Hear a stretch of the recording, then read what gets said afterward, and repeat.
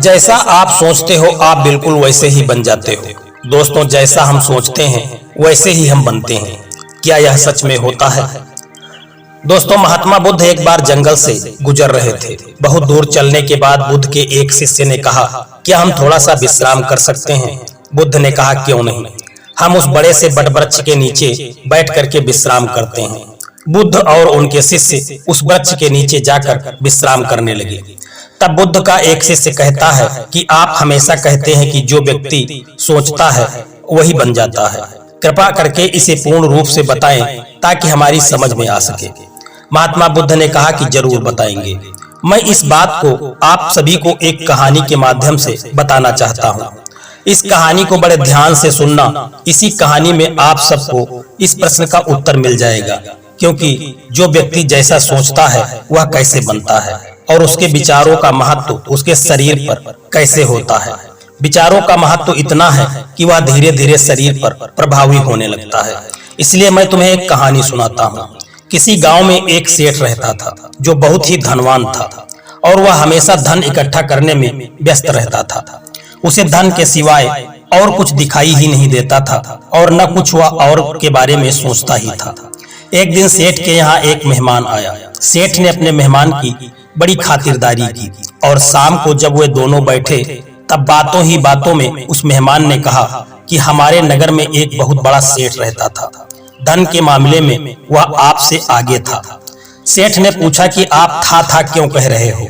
मेहमान बोला, मैं इसलिए कह रहा हूँ कि वह सेठ अब जीवित नहीं है। वह सेठ यह भूल चुका था, धन इकट्ठा करने में वह यह सब भूल गया था कि सेठ को भी एक दिन मृत्यु जरूर आती है। सेठ ने मेहमान से पूछा कि क्या कारण था जो उसकी मृत्यु हो गई। मेहमान ने कहा कि ऐसे ही अच्छा खासा ठीक ठाक था और उसका बुलावा आया और वह चला गया। सेठ ने कहा, ऐसे कैसे किसी की मृत्यु हो सकती है? अवश्य उसे कोई बीमारी रही होगी। मेहमान ने कहा, उसे कोई भी बीमारी नहीं थी, ऐसे ही वह मृत्यु को प्राप्त हो गया। सेठ आश्चर्यचकित रह गया और सोच में पड़ गया कि मृत्यु तो बुढ़ापे पर आती है या फिर मृत्यु किसी बीमारी के कारण आती है। सेठ अभी मृत्यु को प्राप्त नहीं होना चाहता था और न ही वह बूढ़ा था और न ही बीमार था। सेठ अभी जवान था और वह जीना चाहता था। अगले दिन मेहमान तो घर से चला गया, परंतु सेठ को एक बहुत बड़ी समस्या दे गया कि सेठ को भी मृत्यु आ सकती है। सेठ पहले जैसे दिन रात धन के बारे में सोचता था, अब सेठ दिन रात बस एक ही बात सोचता कि मुझे भी कहीं मृत्यु न आ जाए। सेठ अब दिन रात केवल एक ही बात पर विचार करता कि कहीं मुझे भी मृत्यु न आ जाए। यही डर उसके दिमाग में बैठ गया। वह हमेशा मृत्यु के बारे में सोचता रहता था। समय बीतता गया। धीरे धीरे यही सोच सोच करके सेठ कमजोर होने लगा। मृत्यु के डर से सेठ का खाना पीना सब कुछ कम हो गया। वह किसी से मिलता जुलता भी नहीं था, क्योंकि उसे भूख भी कम लगने लगी थी। वह सही से न खाता और न पीता था। धीरे धीरे सेठ बीमार हो गया। उसे ऐसे लगने लगता था कि कहीं मेरे प्राण किसी भी समय न निकल जाएं। सभी लोग सेठ की हालत देखकर बहुत आश्चर्य में पड़ जाते हैं, क्योंकि वे सोचते हैं कि यह सेठ तो हमेशा खुश रहता था, फिर आज क्या हो गया जो यह उदास रहने लगा, चिंतित रहने लगा। जिसके चेहरे पर हमेशा खुशी रहती थी, आज इसके चेहरे की सारी खुशियां गायब हो चुकी हैं। सेठ के पास धन की भी कमी नहीं थी, फिर क्यों उदास हो गया? अब उस सेठ ने कहीं भी आना जाना भी बंद कर दिया था। वह हमेशा एक ही जगह पर लेटा रहता और अकेले में ही अधिकतर वह समय बिताता। वह किसी से मिलता जुलता नहीं था। दोस्तों, उस सेठ का एक मित्र था। एक दिन वह सेठ से मिलने आया। उसकी ऐसी हालत देखकर उसका मित्र एक सन्यासी के पास गया और सन्यासी को सेठ के बारे में सारी कहानी सुनाई और उस सन्यासी को बुला करके सेठ के घर पर ले आया। सेठ का मित्र सेठ से कहता है कि देखो, मैं जिस सन्यासी को लेकर आया हूँ, यह सन्यासी बहुत ही पहुंचे हैं।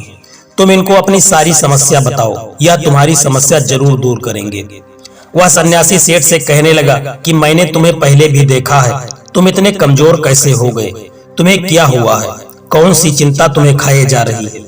सन्यासी की बात सुनकर वह सेठ उस सन्यासी से कहने लगा कि मैं मृत्यु को प्राप्त होना नहीं चाहता, मैं जीना चाहता हूँ। कहीं मुझे मृत्यु न आ जाए और कहीं मैं मर न जाऊं। वह सन्यासी सेठ की बात को सुनकर मुस्कुराने लगा और कहता है कि अच्छा, तो तुम्हें मृत्यु का भय है। वह सेठ कहता है, हाँ, मेरे पास इतना सारा धन है, इसका उपयोग कौन करेगा? यदि मैं मृत्यु को प्राप्त हो जाऊंगा तो यह कौन भोगेगा? इसीलिए मैं मरना नहीं चाहता, जीना चाहता हूँ। वह सन्यासी सेठ की बात सुनकर कहता है कि मैं अभी तुम्हारी इस समस्या का समाधान कर देता हूँ। सेठ सन्यासी के आगे हाथ जोड़कर कहता है कि कृपा करके आप मेरी इस समस्या का समाधान करिए। सन्यासी कहता है कि मैं तुम्हें एक मंत्र देता हूँ, तुम्हें बस इस मंत्र का उच्चारण करना है, लेकिन ध्यान रखना इस मंत्र का उच्चारण भीतर और बाहर दोनों तरफ करना है। सेठ ने कहा, मैं कुछ समझा नहीं, भीतर और बाहर?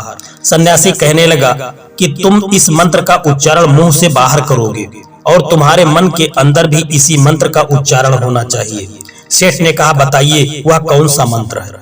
सन्यासी ने कहा कि तुम्हें कहना है कि मैं जब तक जीऊंगा जब तक मुझे मृत्यु नहीं आएगी, मैं तब तक जीऊंगा जब तक मुझे मृत्यु नहीं आएगी। उस सन्यासी ने सेठ से कहा कि तुम इस मंत्र को 7 दिन तक लगातार बोलते रहना और मैं 7 दिन बाद फिर आऊंगा।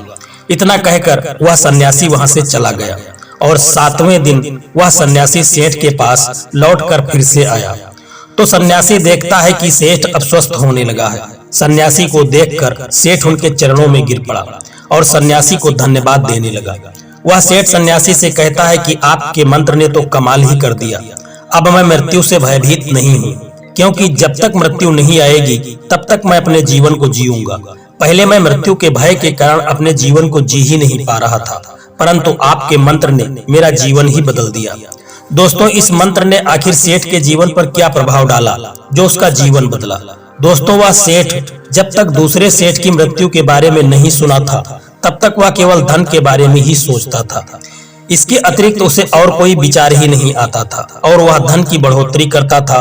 वह केवल ऐसे कर्म करता था जिससे धन की बढ़ोतरी हो और उसी के बारे में वह विचार करता था। वह खुश था और उसका स्वास्थ्य भी अच्छा था, वह बीमार भी नहीं था।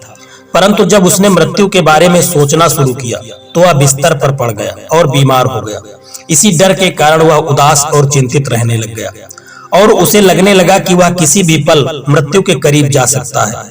दोस्तों, इसीलिए कहते हैं कि व्यक्ति को हमेशा सकारात्मक सोच के साथ ही जीना चाहिए, क्योंकि जो इंसान बाहर बाहर रटता रहता है वही विचार धीरे धीरे उसके अंदर भी चलने लगते हैं और फिर वही विचार ऐसी स्थितियां हमारे चारों तरफ बनाते हैं कि व्यक्ति का जीवन ही बदल जाता है और उसी विचारों में वह खो जाता है। धीरे धीरे उन विचारों का असर शरीर पर होने लगता है और शरीर उसी सोच के साथ शरीर में परिवर्तन होने लगता है। जो इंसान हमेशा निगेटिव सोचता है, हमेशा वह नकारात्मक विचारों के साथ जीता है, तो उसके अंतर मन में भी नकारात्मक ऊर्जा भर जाती है। फिर वही नकारात्मक परिस्थितियां पैदा होने लगती हैं और उसके शरीर पर जब नकारात्मक ऊर्जा का असर होता है तो उसका शरीर बीमार होने लगता है और जवानी से पहले ही बूढ़ा होने लगता है। व्यक्ति को इसीलिए अच्छा सोचना चाहिए, क्योंकि इंसान जैसा सोचता है वैसा ही बन जाता है। इंसान के विचारों का असर उसके शरीर पर होने लगता है और धीरे धीरे उसके शरीर पर उन विचारों का प्रभाव पड़ने लगता है, जैसा उस सेठ के साथ हुआ। क्योंकि सेठ ने जब तक धन के बारे में विचार किया तब तक वह खुश था और वह वैसे ही कार्य करता गया और खूब धन कमाता चला गया। लेकिन जब उसे मृत्यु के बारे में पता चला तो सेठ ने मृत्यु के बारे में अनायास ही सोचने लगा और सोचते सोचते एक दिन उसकी ऐसी परिस्थिति आ गई कि वह बिस्तर पर पड़ गया। दोस्तों, यह एक छोटी सी कहानी है। यह आपको कैसी लगी है कमेंट करके जरूर बताना और वीडियो यदि आपको पसंद आया है तो वीडियो को एक लाइक करके चैनल को सब्सक्राइब करने की भी कृपा कर देना। जय श्री कृष्णा, राधे राधे।